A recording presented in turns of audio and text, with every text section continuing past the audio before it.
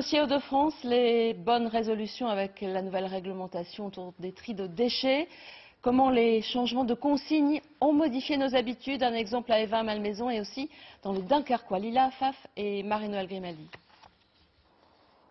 Dans les Hauts-de-France, le tri est devenu une habitude. Chaque année dans la région, 75 kilos d'emballages ménagers sont triés par habitant. C'est plus que la moyenne nationale. Mais depuis le 1er janvier 2023, les règles de tri ont changé. Comment s'y retrouver? Quand il s'agit de plastique, le doute s'installe parfois. Que faire de ces déchets? Dans quelle poubelle les déposer? Du pot de yaourt au tube de dentifrice, désormais tous les contenants se jettent dans la poubelle des recyclables. Et vous, savez-vous trier? Nous sommes allés vous poser la question. Je vous montre un pot de yaourt, est-ce que ça se recycle ou pas selon vous? Ça va dans quelle poubelle? Jaune. Un tube de dentifrice? Jaune. Le petit sac plastique, ça a du pain. Oui, ça va dans la jaune, ça. Je vous montre un tube de dentifrice. Alors là, je le mettrai dans la poubelle jaune quand même, c'est un contenant. Il n'y a que le papier alu où il y a un problème, il faut le mettre dans la noire. Bonne réponse. Ils sont plutôt bien renseignés. Maintenant sur les poubelles, il y a des indications, donc ça peut déjà nous aider, puis se renseigner un peu plus. Et maintenant avec Internet, on peut faire pas mal de choses. On se fait à la maison depuis 20 ans. C'est devenu une habitude. Ça n'a jamais été impeccable, hein. Ce changement de consigne a forcé les centres de tri à s'adapter. Comme ici à Évin-Malmaison, où 30 000 tonnes d'emballages sont triées chaque année.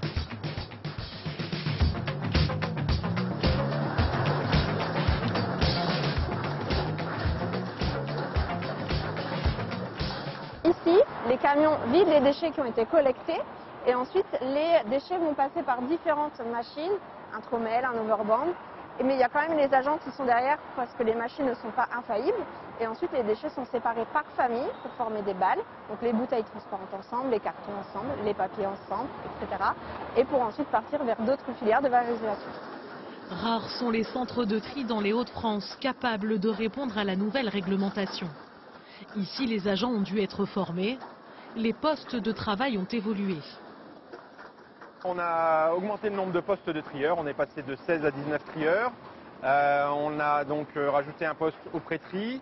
Ici, on a rajouté un poste sur le tri des plastiques. Et on a également séparé des goulottes qui nous permettent de récupérer des matériaux supplémentaires en mettant des trieurs supplémentaires. On a dû ralentir également un peu les vitesses de tapis. Il y a plus d'objets à retirer et donc en ralentissant un peu le tapis, ça leur permet de récupérer plus de matériaux. Et le centre de tri va encore plus loin. D'ici juillet 2024 se tiendra ici un nouveau bâtiment plus performant. Coût de l'opération 19 millions d'euros, nécessaire pour gérer l'augmentation des volumes d'emballage. Devant la complexité du nombre de flux, il faut des machines beaucoup plus modernes. Ça va aussi beaucoup améliorer les conditions de travail des agents de tri. Et ça va nous permettre de repartir pour les 15 prochaines années. Après l'extension de la consigne de tri, dès janvier 2024, une nouvelle règle entrera en vigueur, l'obligation du compostage. Cela demande une nouvelle organisation pour les agglomérations. Certaines ont déjà franchi le cap. C'est par exemple le cas de Dunkerque. Depuis 5 mois, lorsqu'il est dans sa cuisine, Steve Cafsin a adopté un nouveau réflexe. Les épluchures de légumes et autres restes de repas ne finissent plus à la poubelle, mais dans ce bac à compost. Un bac qu'il vide régulièrement dans son composteur. Il lui a été remis gratuitement par la communauté urbaine de Dunkerque.